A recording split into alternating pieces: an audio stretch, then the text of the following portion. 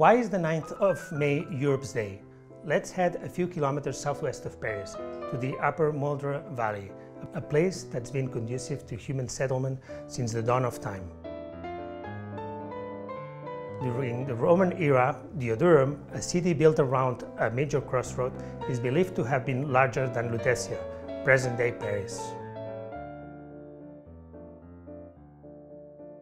Vlny řeky Moldre postupně rozmělnily tento mírumilovný život. Obyvatelé sice postupně osídlili i okolní pohoří a objevovali zde nový životní styl, ale to se jim již nedařilo v klidu a míru.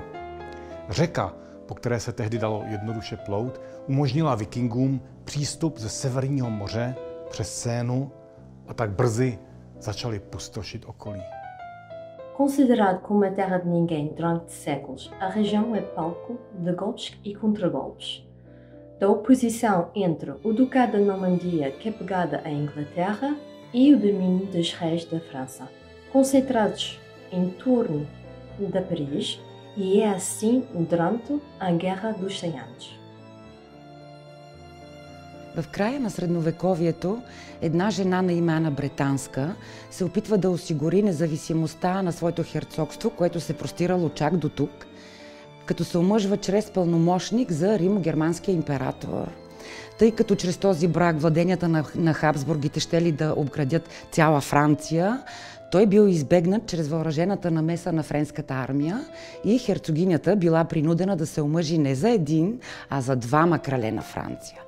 На тази цена мира изглеждал осигурен. Mais les guerres de religion qui éclatent dans la toute première partie de l'époque moderne ne donnent pas sa chance à la paix et sèment la mort et la destruction. Façonné par le roi Soleil, l'État moderne naît à quelques kilomètres d'ici, à Versailles.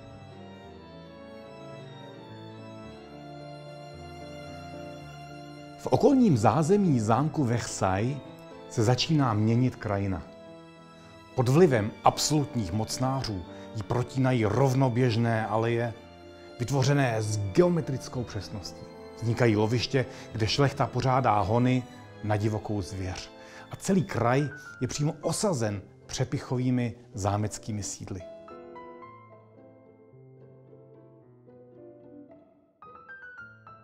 On the surface, peace reigned, but it came at a cost. A subjugated local population bound to the land, and depredation and slavery overseas. Durante la guerra de 1870, el ejército prusiano ocupó la vallée de la Moldre. Durante la Segunda Guerra Mundial, varios aviadores aliados perdieron la vida en la zona.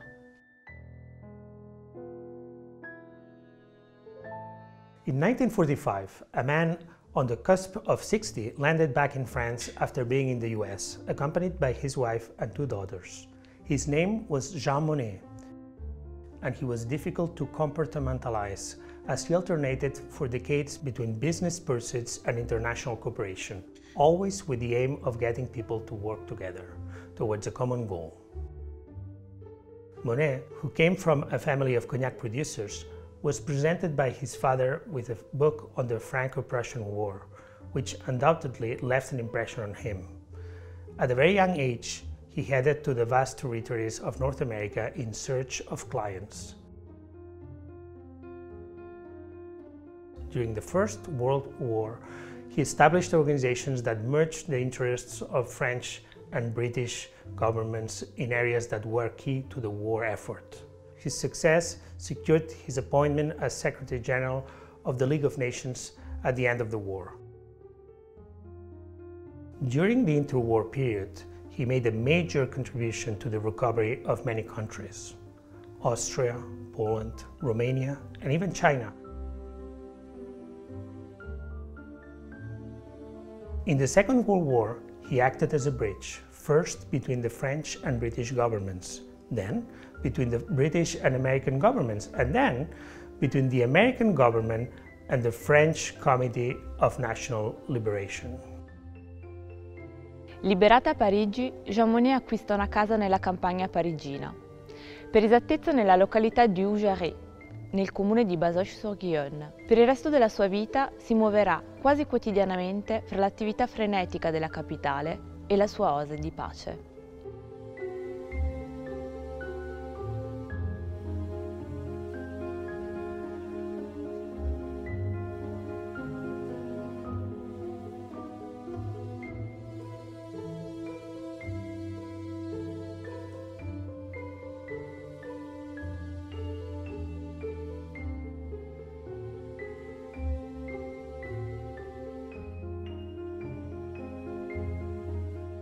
Jean Monnet, ancien marchand de cognac, a acheté sa nouvelle maison en 1945 à un médecin suédois connu pour avoir été l'un des premiers instigateurs de la loi sèche contre la consommation d'alcool dans son pays natal.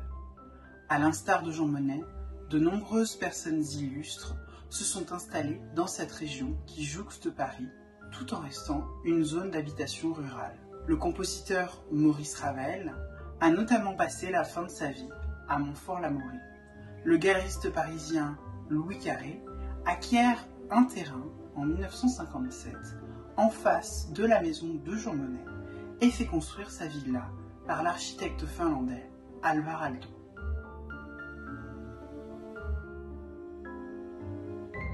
Dans l'immédiat, la France, comme la plupart des pays d'Europe, est en ruine.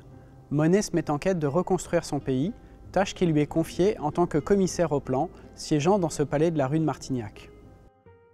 Tout au long de sa vie, Jean Monnet est revenu à la méthode qui consistait à faire s'asseoir les gens autour de la table.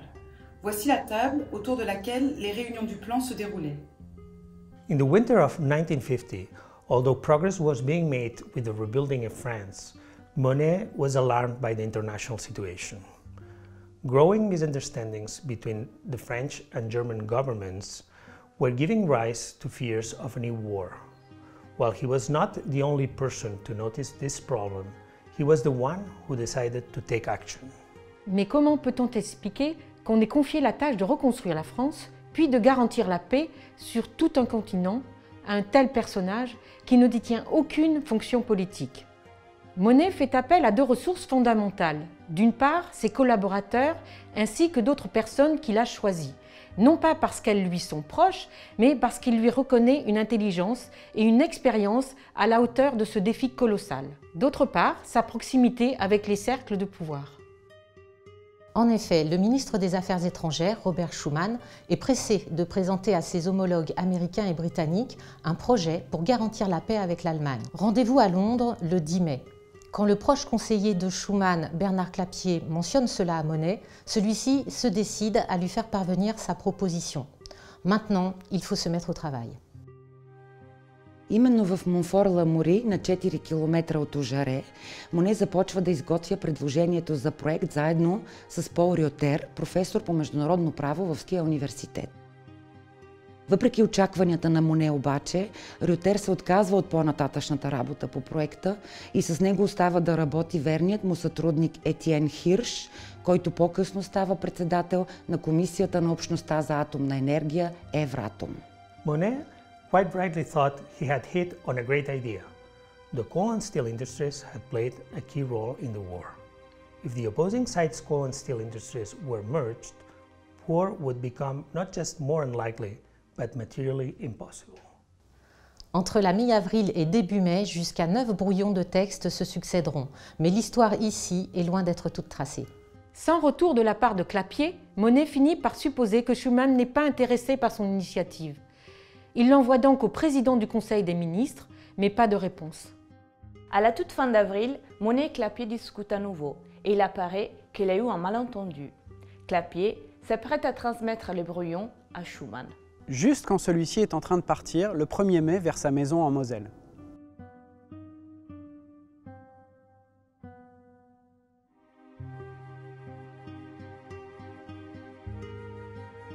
La maison de Robert Schuman, site du département de la Moselle, vous présente un objet symbolique, acquis en 2018 afin d'enrichir les collections de son musée, le sac de travail de Robert Schuman.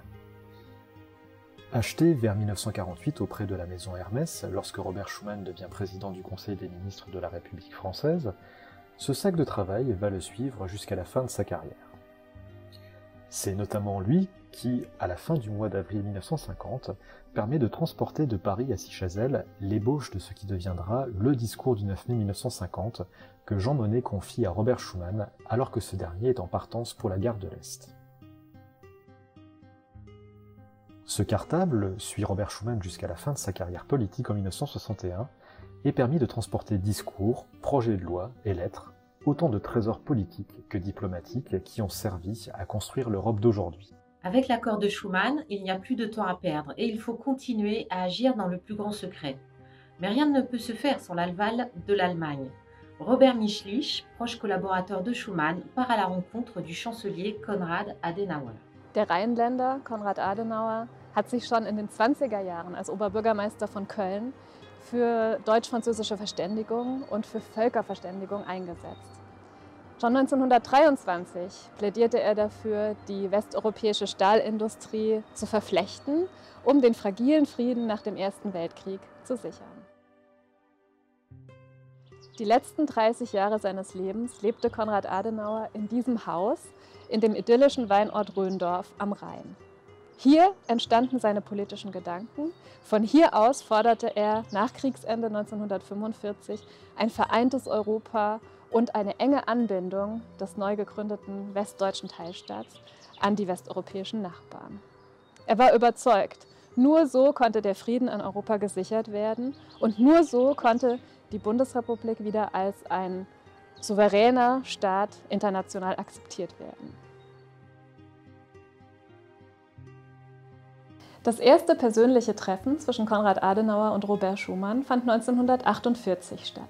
Beide suchten den Kontakt, sie schrieben sich Briefe und sie waren sich einig, dass eine Überwindung der Feindschaft zwischen Deutschland und Frankreich die zentrale Voraussetzung für die Einigung Europas war.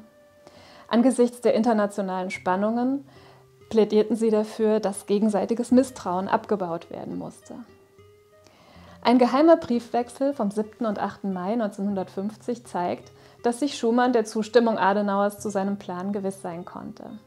Er erläuterte Adenauer sein Vorhaben und war auch zuversichtlich, dass dieser den Vorschlag annimmt. In einem persönlichen Schreiben bedankte sich Konrad Adenauer für Schumans Initiative. Er freute sich sehr über die geplante Zusammenarbeit und er sicherte auch die Unterstützung der Bundesregierung zu. Ich zitiere aus seinem Brief. Der Plan der französischen Regierung, den Sie mir in großen Zügen entwickelt haben, wird in der deutschen öffentlichen Meinung einen starken Widerhall finden, da zum ersten Mal nach der Katastrophe des Jahres 1945 Deutschland und Frankreich gleichberechtigt an einer gemeinsamen Aufgabe wirken sollen. Handschriftlich fügte Adenauer hinzu: Ich werde glücklich sein, wenn diese von mir seit 1925 verfolgten Gedanken zur Wirklichkeit werden. Die Weichen waren also gestellt. Und mit der Zustimmung Konrad Adenauers konnte nun Robert Schuman seinen Plan der Weltöffentlichkeit präsentieren. On the 9th of May, Schuman announced to the world that the European Coal and Steel Community would be established.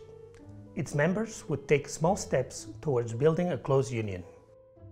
To begin with, 6 Western European countries signed on. Nearly a year later, on April 18, 1951, the Treaty of Paris was signed and the community became a reality. Es en Luxemburgo, lugar de nacimiento de Robert Schuman, donde se establecen las instituciones de la Comunidad Europea del Carbón y el Acero. Les travaux de la nouvelle institution ont démarré en septembre 1952. Jean Monnet übernahm den Vorsitz der Hohen Behörde. Das Haus der europäischen Geschichte zeigt den Hammer, den er zur Leitung der Sitzungen verwendete. Est sortie en 1953 la première coulée d'acier véritablement européen afin de marquer l'ouverture, sous l'égide de la CECA, du marché commun de l'acier. Ein Zeugnis dieses ersten Gusses erhielt Jean Monnet als Geschenk. Es zeigt den Namen Europas ohne Endbuchstaben, als Kompromiss zwischen den 4 damaligen Amtssprachen. En el Plateau de Kirchberg, en Luxemburgo, el Parlamento Europeo tiene uno de sus edificios, que se llama Robert Schuman.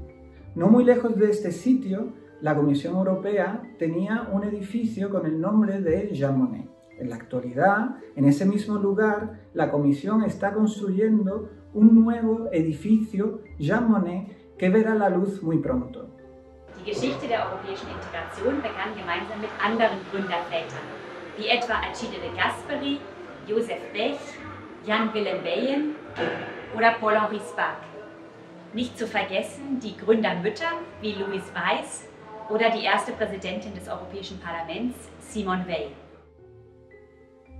Grâce au travail pionnier de Jean Monnet et de Robert Schuman, les communautés européennes ont donné naissance à l'Union européenne, qui repose sur un système de gouvernance sans précédent dans l'histoire, garantissant aux citoyens la paix, la stabilité et le bien-être. Le projet européen agit comme un aimant qui attire toujours plus de pays candidats en Europe. E dopo il 9 maggio e l'avvio della Comunità Europea del Carbone e dell'Acciaio, Monnet resta a capo dell'alta autorità della CECA fino agli inizi del 1955. Si dimette dal ruolo di presidente in seguito al rifiuto del Parlamento francese di sostenere il progetto di Comunità Europea di Difesa, di cui era stato ispiratore e che avrebbe dovuto aprire la strada ad un'integrazione politica. Sorti de la première ligne, Monnet avait les mains libres pour travailler sur son objectif le plus ambitieux. Il crée le Comité d'action pour les États-Unis d'Europe, qui s'est maintenu actif sous son égide pendant 20 ans jusqu'en 1975. Schuman morirà nel 63. Monnet nel 79.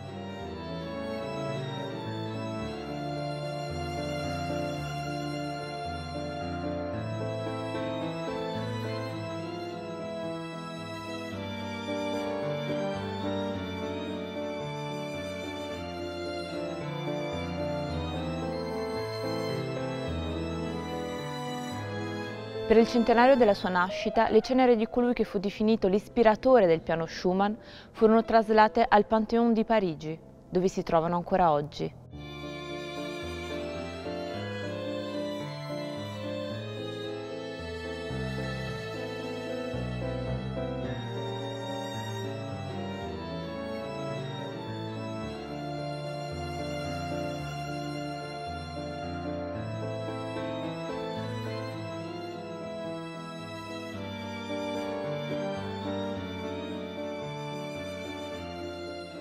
La paix, tant déniée pendant notre histoire, nous a été amenée de façon durable par Monnet, Schuman, Adenauer et encore d'autres architectes visionnaires de l'Europe.